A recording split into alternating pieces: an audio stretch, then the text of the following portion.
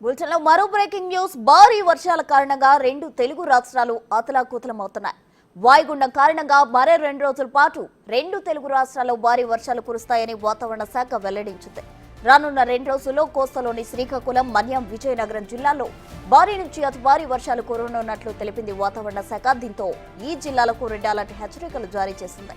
విశాఖ, అల్లూరి, అనకాపల్లి, కాకినాడ, యానంలకు orange alert. Vizianagaram, Visakhapatnam, తూర్పు గోదావరి, పశ్చిమ గోదావరి జిల్లాల్లో తక్కువ సమయంలో ఎక్కువ వర్షపాతం నమోదయ్యే అవకాశం ఉందని వాతావరణ శాఖ పేర్కొంది. తీరం వెంబడి గంటకు 40 నుంచి 50 కిలోమీటర్ల మేర, గరిష్టంగా 70 కిలోమీటర్లు బలమైన గాలులు వీచే అవకాశం ఉందని తెలిపింది. కళింగపట్నం, భీమినిపట్నం, గంగవరం, కాకినాడ పోర్టులో 3వ నెంబర్ ప్రమాద హెచ్చరికను అధికారులు జారీ చేశారు.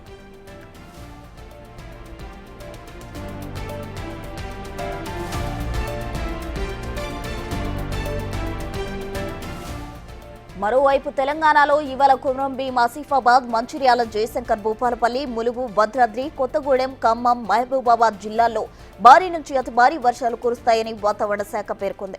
దీంతో ఈ జిల్లాలకు ఆరెంజ్ అలర్ట్ ను జారీ చేసింది. ప్రజలందరూ జాగ్రత్తలు పాటించాలని, అధికారులు అప్రమత్తంగా ఉండాలని సూచించింది. అటు కొమరం భీం, ఆసిఫాబాద్, మంచిర్యాల జిల్లాల్లోనూ భారీ వర్షాలు పడే అవకాశం ఉందని తెలిపింది వాతావరణ శాఖ.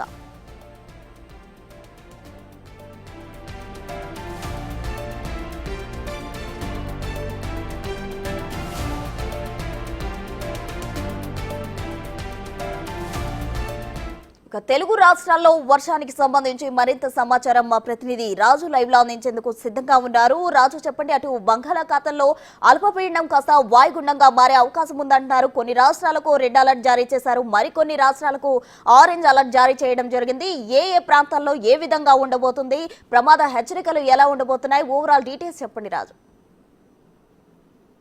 గత 10 రోజులుగా కూడా ఎడతెరిపి లేకుండా కురుస్తున్నటువంటి వర్షాలకు అటు ఆంధ్ర, తెలంగాణ 2 ప్రాంతాల్లో కూడా తీవ్రమైనటువంటి ఇబ్బందులు ఎదుర్కోవడంతో పాటుగా ముంపుకు గురవుతున్నటువంటి పరిస్థితి కనిపిస్తుంది. అటు తెలంగాణలో ఖమ్మం, అదేవిధంగా వరంగల్ లాంటి ప్రాంతాలు, మహబూబ్నగర్ లాంటి ప్రాంతాల్లోనూ భారీ వర్షాలు కురుస్తున్నటువంటి పరిస్థితి ఉంది. ఇప్పటికే లోతట్టు ప్రాంతాల్లో ముంపుకు గురవడం, అదేవిధంగా వరదల్లో చిక్కుకున్నటువంటి పరిస్థితి తెలంగాణలో కనిపిస్తుంది. అదేవిధంగా ఆంధ్రప్రదేశ్కి సంబంధించి ముఖ్యంగా చూస్తే అటు విజయవాడ గత 9 రోజులుగా కూడా ఇంకా వరదలోనే ఉన్నటువంటి పరిస్థితి ఉంది. ఒక విజయవాడే కాదు, మొత్తం ఆంధ్రప్రదేశ్లో ఉన్నటువంటి అటు బాపట్ల నుంచి శ్రీకాకుళం వరకు ఉన్నటువంటి అనేక ప్రాంతాల్లో నదులు కూడా ఉప్పొంగి ప్రవహిస్తున్నటువంటి పరిస్థితి ఉంది.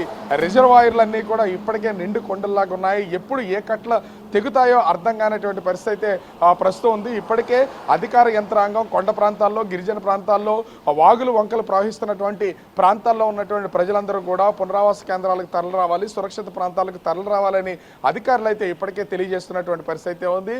ముఖ్యమంత్రులు, ఇరు రాష్ట్రాల ముఖ్యమంత్రులు కూడా ఉన్నతాధికారులకి ఇప్పటికే వాళ్ళు పునరావాస కేంద్రాలకు వచ్చేలాగా ముమ్మర చర్యలు చేపట్టాలి, ప్రాణ నష్టం లేకుండా చూడాలని తెలియజేస్తున్నటువంటి పరిస్థితి ఉంది. ఆంధ్రప్రదేశ్ విషయానికి వస్తే ఇప్పటికీ గత 10 రోజుల నుంచి కురుస్తున్నటువంటి భారీ వర్షాలకు ముంపుకు గురైనటువంటి విజయవాడకు సంబంధించి దాదాపుగా ఇప్పటికే 35 మంది రాష్ట్ర వ్యాప్తంగా మృతి చెందారని అధికార లెక్కలు చెప్తున్నటువంటి పరిస్థితి కనిపిస్తుంది. దీన్ని బట్టి అర్థం చేసుకోవచ్చు తెలుగు రాష్ట్రాలని వర్షాలు ఏ విధంగా పట్టి పీడిస్తున్నాయో, ఎన్ని ఇబ్బందులకు గురి చేస్తున్నాయో. దీనికి తోడు ఇప్పుడు అంటే పూరి వద్ద తీవ్ర వాయుగుండంగా మారినటువంటి తుఫాను మరికొద్ది గంటల్లోనే పూరి వద్ద తీరం దాటే అవకాశం అయితే ఉందని వాతావరణ కేంద్రం IMDA తెలియజేస్తున్నటువంటి పరిస్థితి ఉంది. దీని ఎఫెక్ట్ 2 తెలుగు రాష్ట్రాల మీద తీవ్ర ప్రభావం చూపిస్తుంది. ముఖ్యంగా పూరికి సమీపంలో ఇది తీరం దాటే అవకాశం ఉన్నటువంటి నేపథ్యంలో కళింగపట్నానికి 240 కిలోమీటర్ల దూరంలో ఉంది. అదేవిధంగా పూరికి 110 కిలోమీటర్ల దూరంలో ఉన్నటువంటి నేపథ్యంలో గంటకి 40 నుంచి 50 కిలోమీటర్లు అత్యల్పంగాను, అదేవిధంగా 70 కిలోమీటర్ల వేగంతో అంత వేగంగాను గాలులు వీచే అవకాశం ఉంటుంది. దీని ప్రభావంతో అటు శ్రీకాకుళం, పార్వతీపురం, మన్యం, విజయనగరం జిల్లాల్లో భారీ వర్షం కురిసే అవకాశం అయితే ఉంటుందని ఈ 3 జిల్లాలకి సంబంధించి రెడ్ అలర్ట్ అయితే ప్రకటించినటువంటి పరిస్థితి ఉంది. అదేవిధంగా విశాఖ, అల్లూరి, ముఖ్యంగా అనకాపల్లి, కాకినాడ జిల్లాలకు సంబంధించి యానం మొత్తం ఇది ఈ 4 ప్రాంతాలకు సంబంధించి ప్రస్తుతం అయితే ఎల్లో అలర్ట్ని జారీ చేసినట్టు ఆరెంజ్ అలర్ట్ని జారీ చేసినటువంటి పరిస్థితి అయితే కనిపిస్తుంది. అదేవిధంగా అటు ఉభయ గోదావరి జిల్లాలతో పాటుగా కృష్ణా ఈ ప్రాంతాలకు మొత్తం అంతా కూడా ఎల్లో అలర్ట్ని జారీ చేసినటువంటి పరిస్థితి అయితే ఉంది.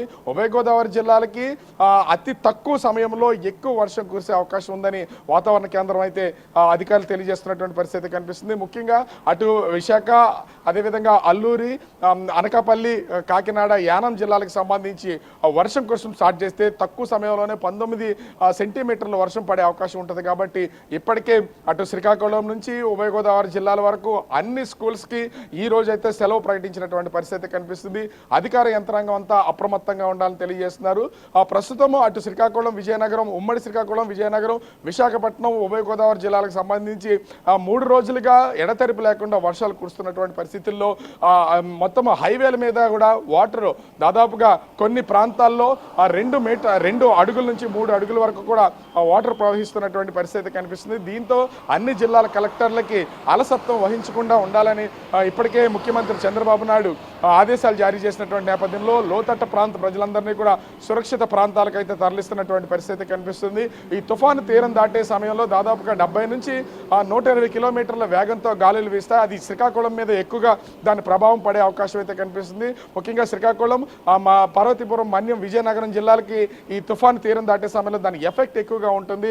వర్షాలు కూడా భారీగా కురిసే అవకాశం ఉంటుంది. కాబట్టి లోతట్టు ప్రాంతాల ప్రజలందరినీ కూడా పునరావాస కేంద్రాలకు తరలించడంతో పాటుగా వీళ్ళందరికీ కావాల్సినటువంటి సదుపాయాలని కలగచేయాలని ఇప్పటికే ముఖ్యమంత్రి ఆదేశాలు జారీ చేసినటువంటి నేపథ్యంలో అధికార యంత్రాంగం అంతా కూడా నిమగ్నమైనటువంటి పరిస్థితి ఉంది. ఇప్పటికే కొన్ని జిల్లాలకు సంబంధించినటువంటి కింది అంటే మున్సిపల్ శాఖకి మున్సిపల్ కమిషనర్లు, అదేవిధంగా కార్పొరేషన్ కమిషనర్లతో పాటుగా కొంతమంది ఉన్నతాధికారులందరూ కూడా విజయవాడలో వరద ముంపులో ఉన్నటువంటి ప్రాంతాల్లో విధులు నిర్వహిస్తున్నారు. వాళ్ళందరూ కూడా ప్రస్తుతం విజయవాడలో కొంత వరద ప్రభావం తగ్గినటువంటి నేపథ్యంలో వాళ్ళందరినీ కూడా వాళ్ళ జిల్లాలకి తరలి వెళ్ళి అక్కడ సహాయక చర్యలో పాల్గొనాలని సీఎం ఆదేశించినటువంటి నేపథ్యం అయితే కనిపిస్తుంది. ఇప్పటికే స్కూళ్ళకి, కాలేజీలకి ఆంధ్ర యూనివర్సిటీ సహా ఆంధ్ర యూనివర్సిటీలో ఉన్నటువంటి అన్ని కాలేజీలకు కూడా సెలవులు అయితే ప్రకటించినటువంటి పరిస్థితి అయితే కనిపిస్తుంది.